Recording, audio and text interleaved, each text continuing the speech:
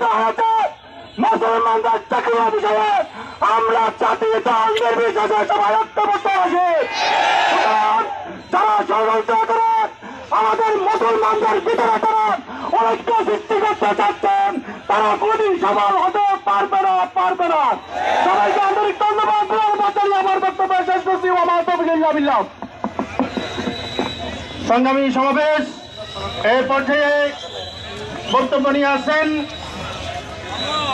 Jalalabad union পরিষদের সম্মানিত chairman জনাব আলমগীর তাজনী। বিসমিল্লাহির রহমানির রহিম।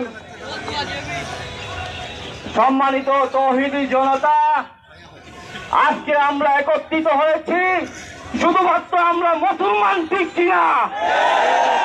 আজকে আমরা মুসলমান হিসেবে আজকে এখানে একত্রিত হয়েছি কোন রাজনৈতিক প্রোগ্রাম করার জন্য নয়। প্রিয় উপস্থিতি, ফিলিস্তিনের মধ্যে আজকে আমার মা বোনের উপরে গণহারে নির্যাতন করে খুন করা হচ্ছে, ঠিক কিনা?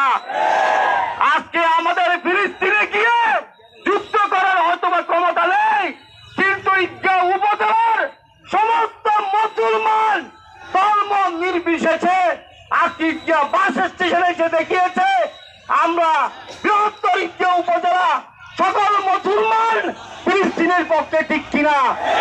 আমি একটি কথা বলতে চাই, আমরা বৃহত্তর ঈদগাহের মধ্যে যারা দোকানের ব্যবসা বাণিজ্য করি, আপনারা মনে রাখবেন যাদের দোকানের মধ্যে ফিলিস্তিনি পণ্য রয়েছে আগামী 2 দিনের মধ্যে সমস্ত